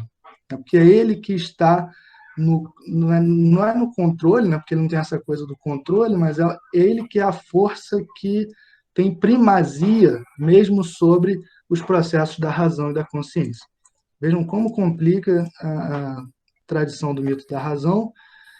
E agora, assim, algo muito importante, né, no Freud, algo em que ele seguiu um pouco Nietzsche, né, num livro chamado Genealogia da Moral, que ele até disse, um livro do Nietzsche chamado Genealogia da Moral, que o Freud até disse que não leu para não se influenciar, mas é difícil imaginar que ele não tenha lido. Porque quando você vai ver o Mal-Estar na Civilização, por exemplo, lá nos capítulos 5, 6, 7, que ele fala de culpa, né, como é que se forma o sentimento de culpa, tem tudo a ver com a nossa noção tradicional de moralidade, enquanto uma moralidade altruísta, uma moralidade, a moralidade que se estabeleceu no Ocidente, especialmente através da tradição cristã, é assim a ideia de que nós devemos colocar o outro em primeiro lugar, a ideia de que nós devemos ser assim abnegados, pacientes e que o outro primeiro, nós em segundo plano. Essa seria a moral por excelência, a moral universal por excelência, que tem algo a ver também já com a moral kantiana, que tem sua influência cristã. Você agir só de acordo com o dever, nunca de acordo com o prazer, nunca de acordo com nenhuma inclinação egoísta. A dinâmica do desejo também dificulta muito essa compreensão. Que assim, se a máquina psíquica, né, no seu nível mais fundamental, como diria Freud, é composta por pulsões, forças constantes que têm como único alvo a própria satisfação, podem crer que, em primeiro lugar, não está assim, a satisfação e o bem-estar dos outros. Em primeiro lugar está a satisfação, que não significa bem-estar, mas a satisfação prazerosa do próprio aparelho psíquico, né? Então, a moral altruísta, esses caras já vão ter sempre muita desconfiança em relação à moral cristã, em relação à moral altruísta, e o Freud disseca isso muito bem, o Nietzsche disseca isso muito bem, e o Freud, seguindo Nietzsche, também disseca isso muito bem. Porque ele diz assim, enquanto força constante que busca apenas a satisfação, as pulsões, olhem que importante a gente entender isso, as pulsões, ou seja, o aparelho psíquico no seu nível mais fundamental, não tem nenhuma marcação moral de saída. Não tem uma moral inscrita no aparelho psíquico no sentido de bem e mal, de você deve fazer esse bem, isso aqui que é o bem, e deve evitar isso aqui que é o mal. O aparelho psíquico quer prazer, o aparelho psíquico quer gozo, o aparelho psíquico quer satisfação. Satisfação. Portanto, toda e qualquer noção de moralidade que diga que faça uma economia das satisfações, dizendo essas satisfações são ruins, essas satisfações são boas, isso aqui é o mal, isso aqui é o bem, você deve colocar os outros em primeiro lugar, você deve colocar tais e tais valores, lembrando dos valores que eu falei no início, em primeiro lugar, isso aqui vale muito mais, isso aqui vale muito menos, só são implantadas no aparelho psíquico por via de repressão, por via de recalque. E aí se torna uma questão muito interessante entender como é que se construiu esses aparelhos, esses aparatos de recalque que impõem limites, digamos assim, barreiras no aparelho psíquico, dizendo só pode por aqui, não pode por ali. Isso que vem como repressão, né, dizendo, olha, por exemplo, no sentido do Kant, do cristianismo, o prazer sexual, por exemplo, é um problema, o prazer sexual é ruim, o prazer da carne, o prazer mundano é ruim, os desejos e fantasias violentos e agressivos são maus e são ruins. Nós temos que ser bons, temos que ser justos, temos que ser fraternos, temos que ser igualitários, temos que amar os outros acima de nós mesmos, temos que amar até os nossos inimigos, né? Como diz a tradição cristã, o Freud detesta essa frase, né? Diz que esse é o contrassenso do contrassenso, é isso, que nós devemos dever amar os nossos inimigos. Esse é o pior absurdo, do ponto de vista do aparelho psíquico, que é um aparelho que fica buscando a própria satisfação. Então, quando você implanta essas coisas como força de repressão, né, que se chama recalque também, né? A repressão pode ser traduzida também como recalque. Quando vocês ouvirem recalque, lembrem de repressão. Implantando isso na mente, a força de repressão, o que acontece é um processo muito curioso, diz o Freud. Porque, sendo a pulsão força constante, sendo as pulsões força constante, a repressão não anula a força pulsional. Eu falei disso já nas outras duas vezes, mas é muito importante. Uma repressão, propriamente dita, não anula a força pulsional, não faz com que ela desapareça, não faz com que ela fique quietinha no lugar dela. A imagem é aquela que o Freud e os psicanalistas usam com alguma frequência, né, uma represa numa correnteza de rio. Se você construir uma represa no rio, ele não vai parar, não vai ficar quietinho, não vai desaparecer. Ele vai continuar lá insistindo sobre a represa. E se você quiser que ele não estoure a represa, tem que fazer manutenções constantes ou criar caminhos alternativos de escoamento dessa água. O Freud diz que com as pulsões é a mesma coisa. Elas vão bater nessa parede do recalque, mas vão continuar insistindo e vão procurar caminhos alternativos de satisfação. Um desses caminhos alternativos de satisfação, e ele diz isso, seguindo o Nietzsche lá na Genealogia da Moral, é o seguinte: as pulsões, por exemplo, agressivas e violentas, os desejos e fantasias agressivos e violentos que frequentam, diz ele, o nível mais básico do aparelho psíquico, batendo na repressão que diz não pode ser agressivo, não pode ser violento, tem que ser bonzinho com todos os amigos, e tem que ser os amigos humanos, os humaninhos, e tem que ser assim, uma pessoa muito boa, acima da média, que ama até os seus inimigos, não sei o quê, batendo com força nessa parede. Um dos caminhos alternativos mais comuns dos desejos agressivos, das fantasias agressivas e violentas, é voltar-se contra o próprio aparelho psíquico, encastelando-se numa instância que o Freud vai chamar de superego, é assim que se forma algo como um superego, que é uma instância na qual as pulsões e desejos agressivos e violentos reprimidos, voltando-se contra o próprio aparelho psíquico, vão se encastelar para ficar se extravasando contra o próprio aparelho psíquico. Como? Como mecanismo de culpa, como autotortura. O que é autotortura? É aquele autojulgamento, aquela sensação de autocondenação constante que a gente passa tantas vezes. Por que você falou isso? Se você não tivesse falado isso, eu não teria respondido aquilo. Se você tivesse feito diferente, tudo teria dado certo. Se você não tivesse feito dessa maneira, não teria dado errado. Porque você vai assim em tal lugar, você mesmo falando com você. Você vai vestido assim, você vai com essa cara, você vai com essa roupa, você vai desse jeito. Como é que você vai se comportar? Se você falar assim, fulano vai falar assado. Blá, blá, blá. Autotortura psíquica. As pulsões e desejos agressivos que não vão para fora, vêm para dentro. Se encastelam no superego e começam a autotorturar o próprio aparelho psíquico. Então, aquilo que é tão importante, né, para a moral cristã, por exemplo, a culpa, a ideia de culpa, de nós somos seres pecadores, nós somos seres culpados. Né? Esse mecanismo, diz o Freud, é a base, né, onde se construiu toda uma tradição de moralidade cristã, né, onde muitas instituições cristãs fizeram carreira, né, assim, em cima desse mecanismo, desse pequeno mecanismo, que consiste em quê? Te ensinar que aqueles desejos mais básicos, mais fundamentais, desejos sexuais, desejos agressivos e violentos, são maus por natureza e, portanto, você é um pecador, e você vai se deparar com eles o tempo todo na sua cabeça, porque faz parte de você. E aí te dizer o seguinte: por que você verifica que há desejos sexuais e agressivos na sua cabeça? Você é mau e pecador, você é uma pessoa terrível.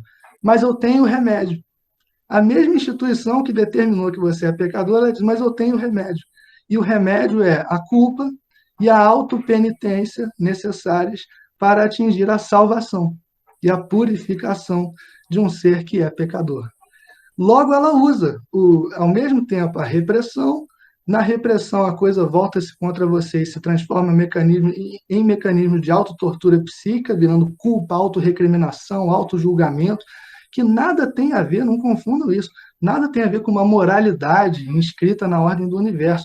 Não há moralidade inscrita na ordem do universo. Toda moralidade é construída, e construída como algum tipo, em geral, de aparelho de repressão e controle. É como essa moralidade. E aí essa instituição diz que ela tem um remédio, que esse remédio é justamente a autorrecriminação, e que, mediante a autorrecriminação, você vai ser salvo e vai ser purificado. Isso é um golpe de gênio. É genial. O uso do mecanismo por essa instituição é genial.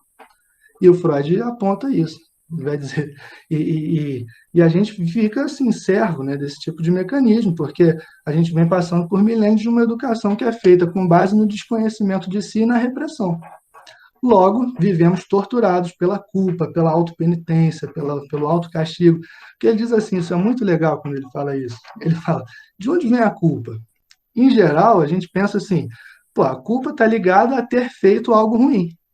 Né? Pô, eu fiz coisas muito ruins, logo me sinto culpado. Aí ele vai dizer assim, logo em seguida, mas curiosamente, lá no consultório, ele está sempre pensando, né, na análise, no consultório, no material que as pessoas reais levam para ele no consultório. Ele diz assim, lá no consultório, o que eu observo é justamente que as pessoas mais perfeitinhas, mais santinhas, mais virtuosas, mais bondosas, aquelas assim que não machucam nenhuma mosca, que se a mosca pousar nelas, ela pede desculpa. E as que são mais torturadas pela culpa, que são mais torturadas pela autorrecriminação. Por quê? Como? Aí ele vai e explora esse mecanismo que o Nietzsche já tinha apontado. Justamente a tanta repressão, né, tanta repressão, tanto recalque, que essas forças pulsionais agressivas e violentas voltam-se contra a própria pessoa, se encastelam nessa instância que ele vai chamar de superego e ficam maltratando a própria pessoa.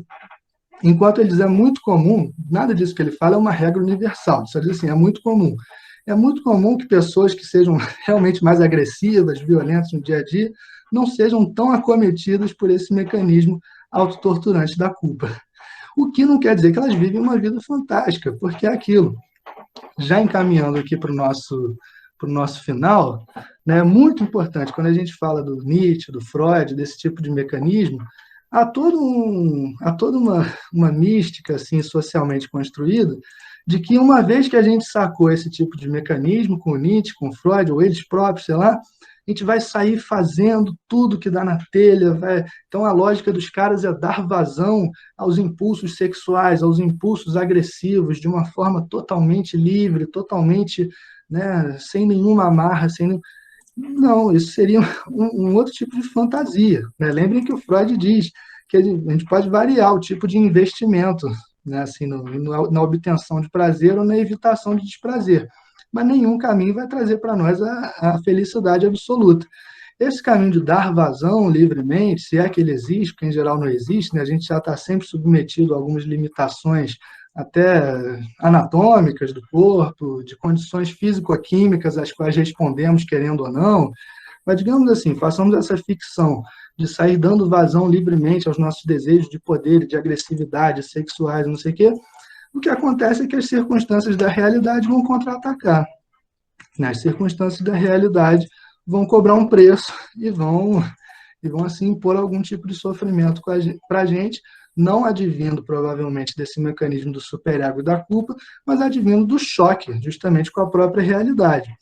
Então, o que está em jogo para esses caras é o aprendizado de uma negociação interminável com, por um lado, nossos desejos e fantasias, na medida do possível, não apelando para repressão, assim, para sufocar o negócio e fingir que ele não está lá e nunca ser nem capaz de ver que ele está lá, tá? Porque senão o que acontece é que ele procura caminhos alternativos de satisfação, se volta para dentro, como Nietzsche e o Freud apontam muito bem, né, assim, esse mecanismo de repressão da moral, por exemplo, da moral cristã, da moral do cidadão de bem, que a gente vê tão forte hoje em dia, né, o que ela faz? Ela, por um lado, reprime e diz assim, ó, sexualmente só pode gozar por aqui, na vida só pode ser bonzinho assim, só pode amar o próximo como a si mesmo, tem que amar até o seu inimigo, então produz repressão. Aí você finge que, né, não está lá aquelas pulsões agressivas e tal, e sexuais. Aí, num primeiro momento, né, assim, ela cria dois mecanismos alternativos de satisfação nesse mesmo movimento. Um, voltar para dentro e virar culpa e autorrecriminação. Outro, se externar e se extravasar em todos aqueles grupos de pessoas que supostamente desviam dessa moralidade universal estabelecida. Então, na moralidade do cidadão de bem, o que está envolvido é uma repressão né, que diz assim, ó, só pode por aqui, prazer só pode por aqui, né, e por aqui é tudo desvio, é tudo mau caratismo, é tudo imoral, é tudo antiético, não sei o quê. Então produz uma repressão. E a pessoa fica acreditando de fato que, pô, só pode ter prazer por aqui. Aí, quando ela, na vivência de mundo, observa que tem outras pessoas tendo prazeres por outros lugares, por outros meios, e não está acontecendo nada com elas, aí, ao mesmo tempo, né, em que ela tem uma autorrecriminação forte, uma sensação de culpa, porque ela sente aqueles desejos que ela vê lá fora nela mesma, ao invés dela, ao invés dela ficar com raiva da repressão, que é um mecanismo possível, podia ficar com raiva da repressão que me disse que só podia por aqui. Não, ela fica com raiva do outro, que está gozando de uma maneira diferente, que está tendo um prazer de uma maneira diferente, que ela até tende a hipervalorizar, né, achar que o outro é absolutamente feliz porque ele vive de uma maneira diferente, e aí se volta violentamente e agressivamente contra os outros. Então já está aí mais um caminho alternativo de escoamento, né, dessa satisfação agressiva, dessa satisfação pulsional agressiva. Entende? Mas então, justamente, a lógica, né, para o Nietzsche e para o Freud não é nem reprimir, porque reprimir não funciona, né, assim, não funciona. O troço ou volta para dentro e ainda volta agressivamente contra todos os outros que você considera como subversivos, inimigos, antiéticos, imorais, que gozam diferente de você. Pô, ninguém pode gozar diferente de você. Te ensinaram que só pode gozar assim. Como é que você vai permitir que os outros gozem diferente? Não pode. Aí você vai agressivamente em cima dos outros e quer converter os outros à sua própria maneira de gozar, se não eliminar os outros da face da terra para ninguém te lembrar que tem uma outra maneira de gozar. Entende? Então a repressão não é o caminho, mas também não se trata de dar vazão livremente, o que seria já uma ilusão, a qualquer tipo de fantasia ou desejo. A ideia é aprender uma arte da negociação permanente com os desejos e as fantasias de um lado e as circunstâncias da realidade de outro. Aprender a ler as circunstâncias da realidade. Qual é o preço que as circunstâncias cobram para se mover? Onde nas circunstâncias já está projetado um monte de fantasia minha, que eu tenho que, de repente, dar uma corrigida para não ficar batendo a cara na parede. Eu estou batendo a cara na parede porque eu estou achando que tem uma coisa do lado de lá. Aí eu aprendo a ler a circunstância da realidade e digo, pô, se eu quiser chegar do lado de lá, não é automático, eu tenho que construir uma porta. Aí vai estudar como é que constrói porta, constrói, vai, aí vê o que tem lá. Entendeu? É um negócio de ir tateando, assim, por um lado, os desejos e fantasias, para não apelar para a repressão ou para o livre extravasar, que nenhum desses caminhos vai te levar às vivências mais bacanas que você pode ter com a existência, e, por outro lado, aprender a ler as circunstâncias da realidade, né? O que não tem fim nunca, tá? Não tenho a ilusão de que isso tem um fim. Ah, agora eu já entendi toda a realidade, já entendi todos os meus desejos e fantasias, estou resolvido. Não, é interminável, é um processo interminável, processo de uma arte de viver. O que está em jogo para esses caras é uma arte de viver. Por isso que o Nietzsche fala tanto em arte, né? A arte de construir para você mesmo uma existência singular, uma trajetória singular na existência. Assumir para si a sua própria singularidade e aprender a reconhecer também a singularidade dos outros. Quando a gente faz esse exercício, a gente fica muito menos propenso, assim, muito menos propenso a querer obrigar todo mundo a ver o mundo da nossa maneira, a ter prazer da mesma maneira que a gente, transar da mesma maneira que a gente. O que te interessa? Como é que os outros estão fazendo ou não estão fazendo as coisas, entendeu? E grandes problemas sociopolíticos que a gente tem vêm desse desejo de imposição violenta a todos os outros da sua única forma de ver, de entender e de experimentar a existência, que em geral te foi imposta por repressão, dizendo que só pode aqui e não pode ali. Gente, acho que por hoje, na questão ética, era mais ou menos isso que eu queria dizer. Não disse tudo, mas a gente nunca diz tudo. Te diz sempre quase tudo, se for bom. Deixa eu ler algumas perguntas aqui, alguns comentários que estão no chat. O Emanuel disse assim: o livre-arbítrio não existe? Ou, digamos, é inconsciente? Emanuel, ao invés de responder sim ou não, eu vou construir com você uma certa lógica. o livre-arbítrio pressupõe a existência de um árbitro, né? Tem o árbitro lá no futebol, aquele centro de comando que, a partir de um conhecimento das condições, consegue agir livremente, de uma maneira não determinada pelas circunstâncias, né? De uma maneira livre das circunstâncias, livre de qualquer determinação circunstancial. Se tiver alguma circunstância determinando aquele comportamento, ele já não é livre. Ele já é mais ou menos que seja determinado pelas circunstâncias. Será que a gente consegue agir sem nenhuma determinação das circunstâncias? Né? Será que existe essa instância que há de um centro de comando capaz de olhar de fora para o jogo das circunstâncias e dizer a partir de fora, vou por aqui e não vou por aqui? Eu pensaria assim, mano, essa questão do livre-arbítrio. Né? Livre-arbítrio, inclusive, é um conceito cristão, né? Conceito cristão. A ideia de que porque a gente foi feito à imagem e semelhança de Deus, e Deus tem uma vontade absolutamente livre de todas as maneiras, a gente tem uma vontade livre também. Uma vontade livre que pode ser determinada racionalmente. Só não de maneira tão perfeita quanto Deus, por isso que a gente erra e é pecador. Deus não é pecador, porque ele é perfeitamente bom e justo, né? Mas a gente que é imperfeito, embora tenha sido criado à imagem e semelhança de Deus, tem uma vontade livre, uma razão que pode guiar essa vontade livre, mas como tem uma limitação de visão, digamos assim, né, de possibilidade de conhecimento, a gente fica fazendo coisas ruins, muitas vezes, e a mal. E aí pode ser também punido, castigado, né, seja pelos cidadãos de bem ou lá no além, pelos próprios funcionários aí das instâncias divinas. O Francisco diz assim, o conceito de liberdade não tange o pensamento de Nietzsche. Como lidar com a angústia gerada por tal pensamento? Francisco, o Nietzsche fala muito de liberdade, né? Ele fala assim, mas é uma liberdade que é diferente do livre-arbítrio. Existe uma liberdade na destruição dessas ilusões, como ele fala, na destruição dos ídolos de pé de barro, como ele fala, no reconhecimento de que os grandes ideais humanos, em geral, estão ligados a movimentos e circunstâncias humanos, demasiado humanos. Assim, tem uma liberdade nesse processo. Você chegar a esse tipo de entendimento da ordem geral das coisas, da ordem geral que atua em você mesmo, te dá assim, um certo estágio de liberdade, de libertação em relação a uma tradição que te aprisiona, em relação a conceitos que te aprisionam. Entende? Tem um gozo bom aí nessa liberdade. Tá, Francisco? O que não tem é o livre-arbítrio.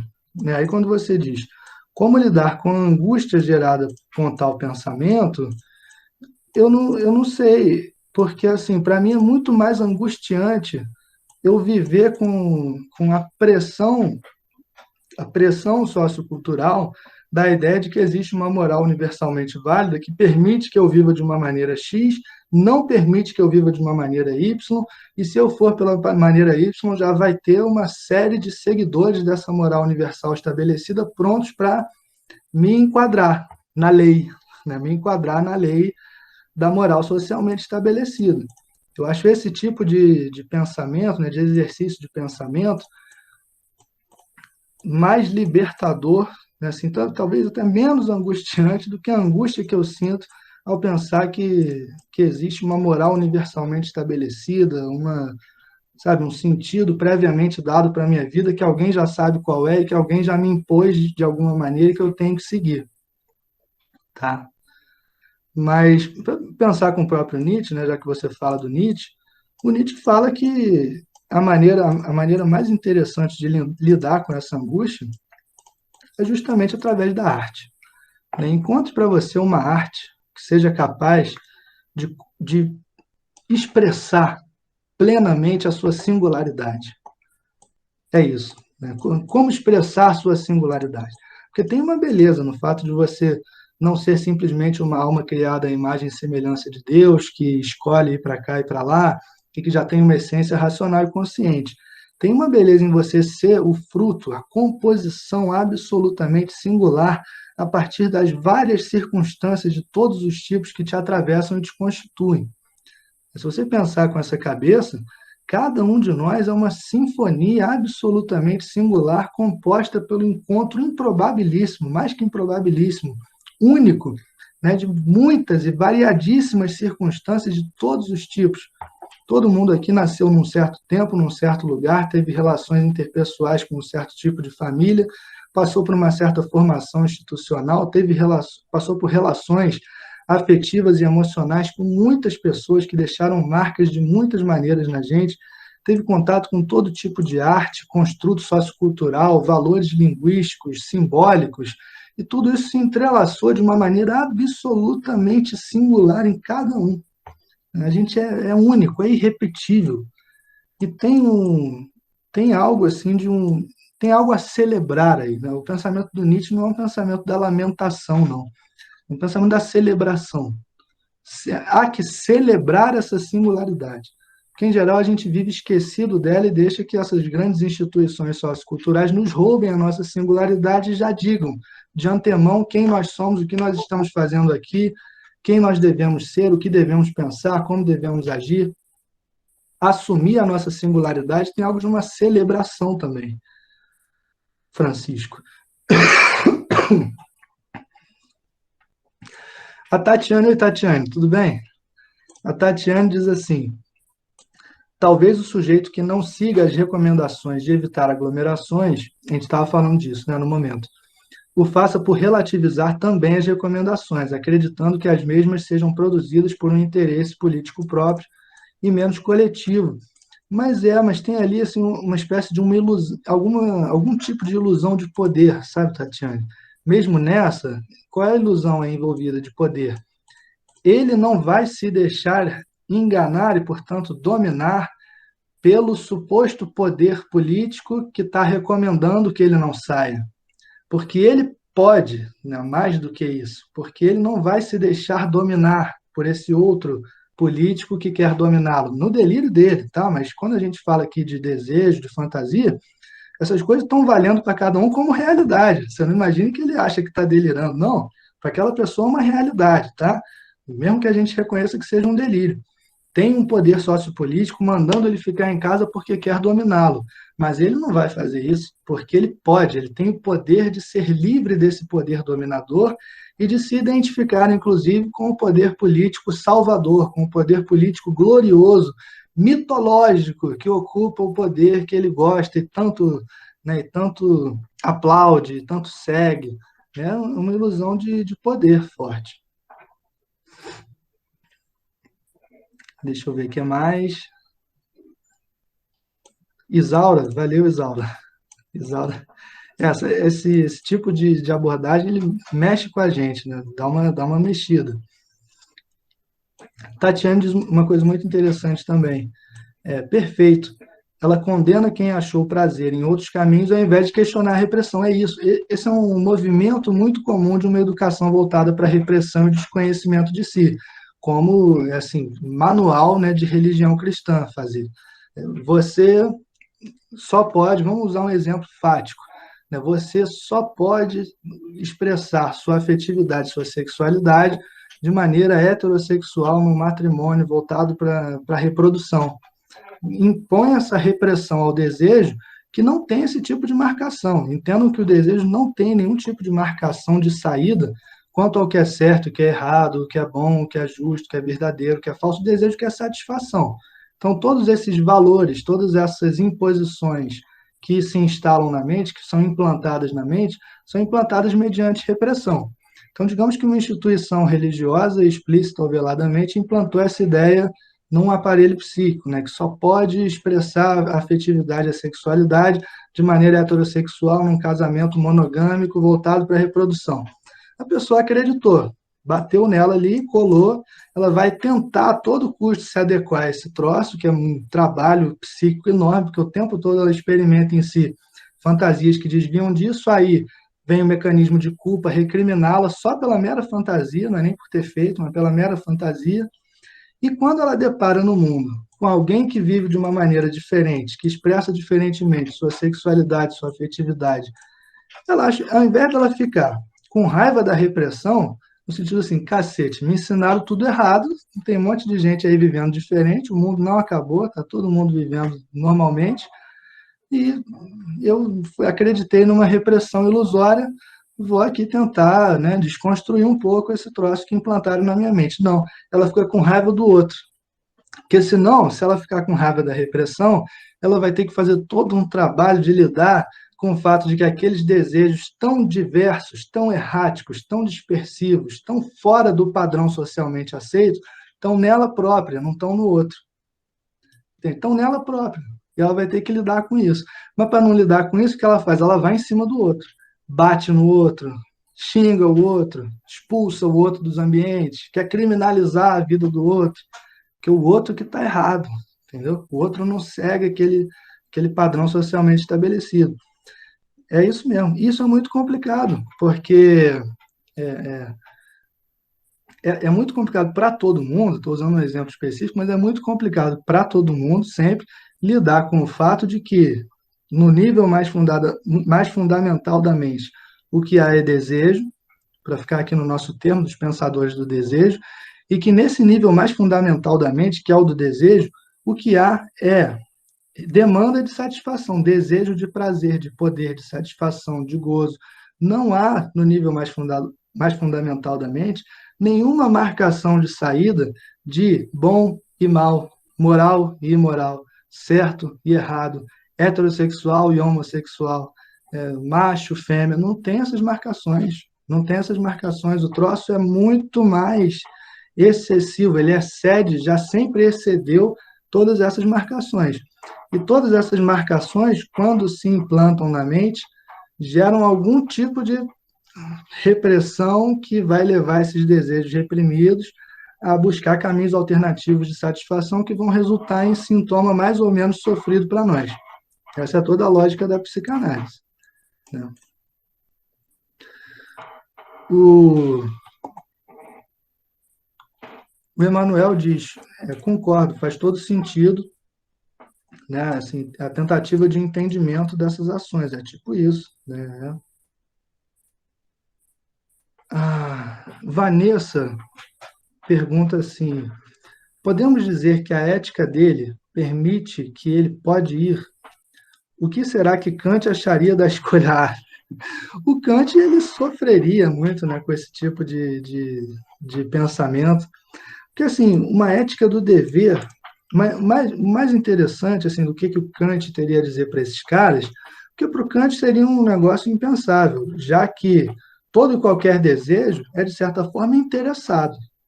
Né? A mente quer, esse aparelho psíquico, ele quer prazer para si, em primeiro lugar. Né? Isso para o Kant é terrível, porque ele não conseguiria pensar uma ética do dever que abstraísse toda e qualquer noção de prazer pessoal, toda e qualquer noção egoísta, toda e qualquer noção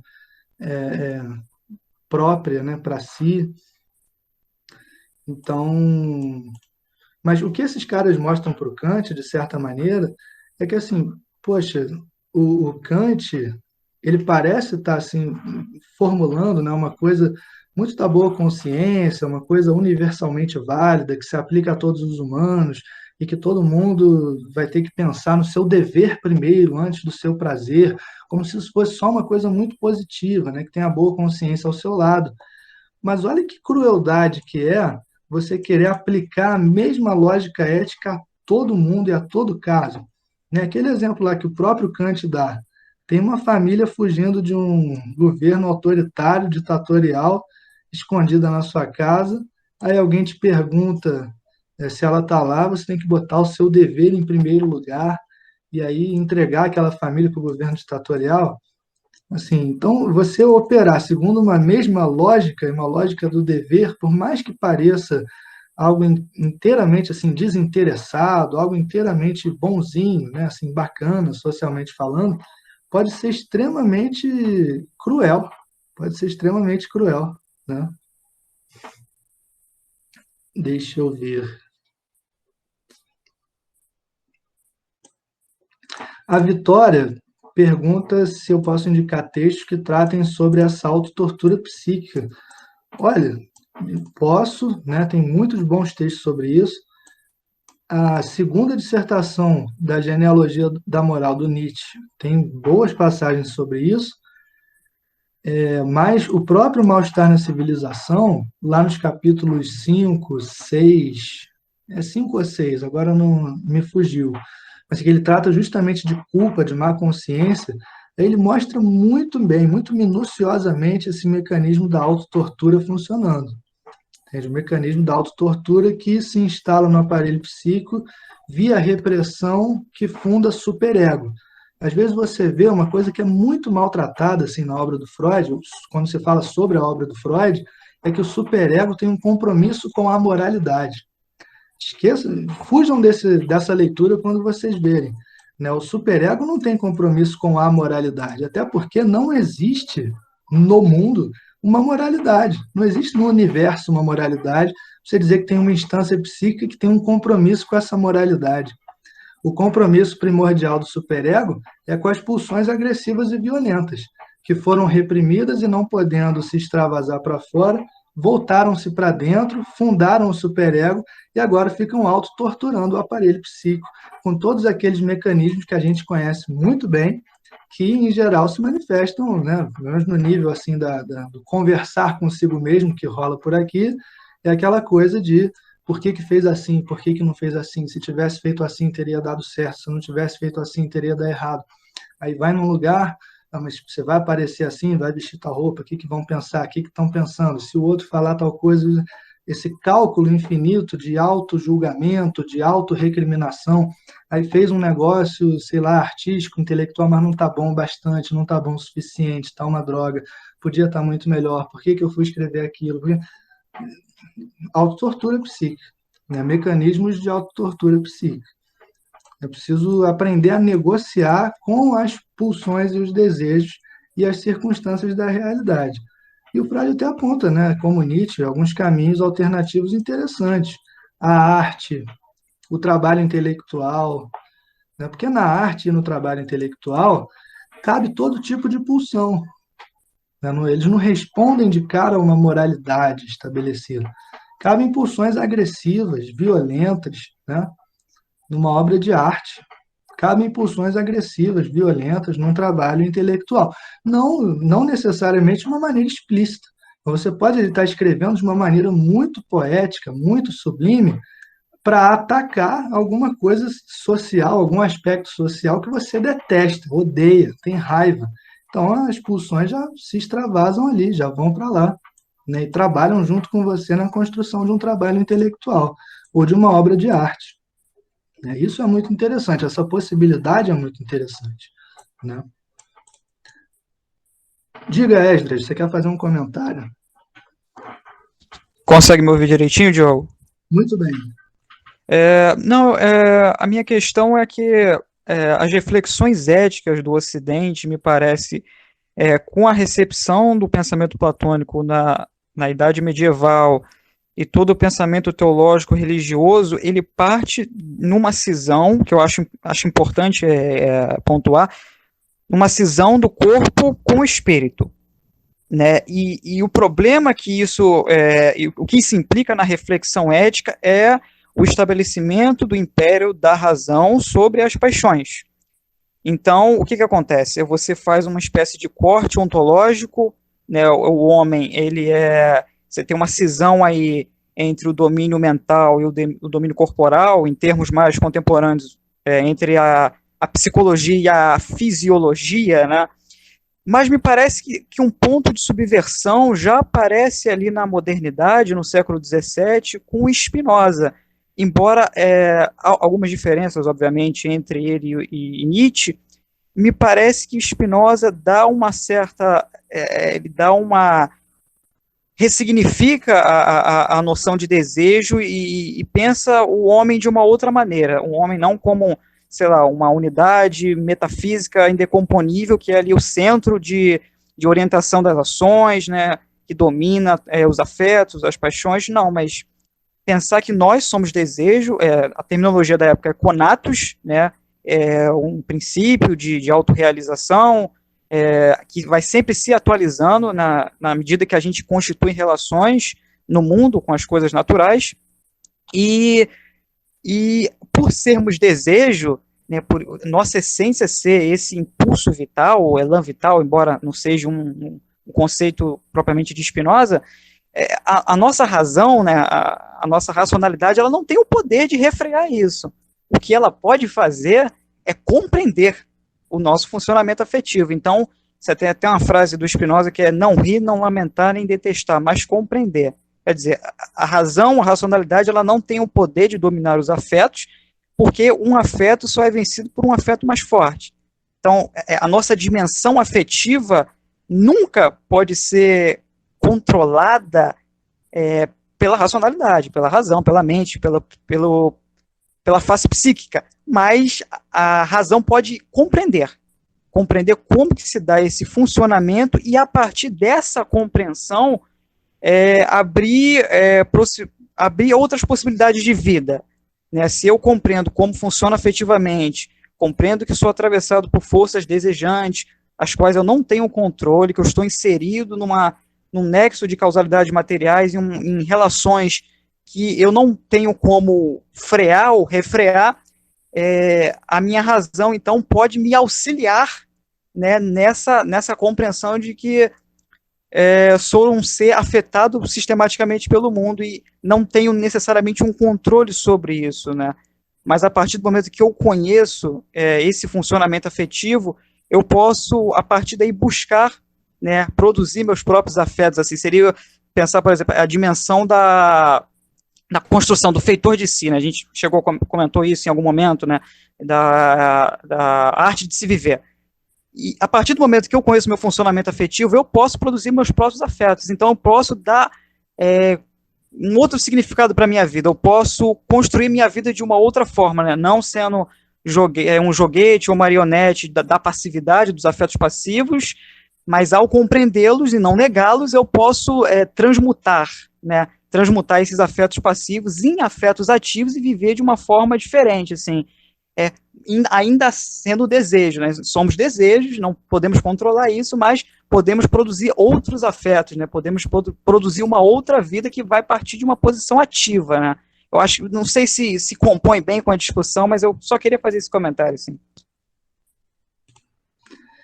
Esdras compõe muito bem, né? Assim, o Spinoza realmente ele é um precursor dos pensadores do desejo. Eu acho que ele está ali, ele pensando isso no século XVII, né? Ele está muito antes ainda do Schopenhauer, que vem no início do século XIX. É um cara, um visionário, né? Um cara à frente do seu tempo, realmente.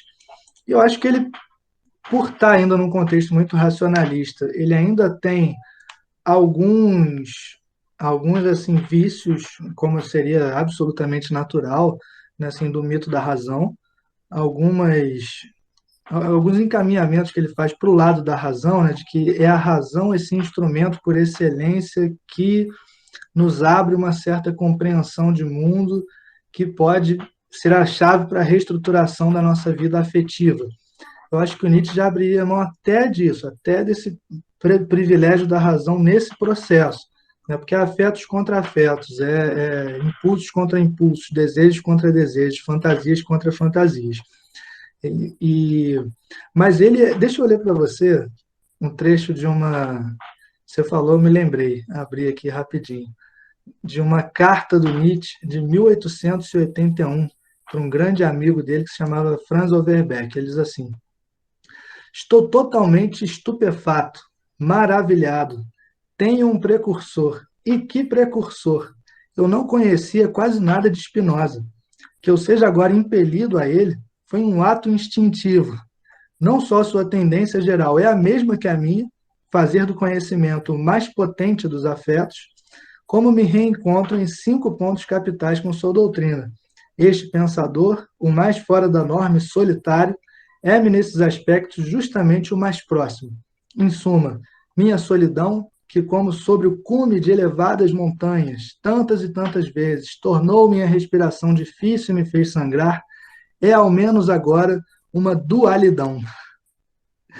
Veja que homenagem que o Nietzsche presta ao Spinoza. Chega a dizer que a solidão existencial dele é agora uma dualidão, porque ele tem ele e o Spinoza, que é um Muito pensador bom, muito bom. que é um pensador do desejo, sem dúvida.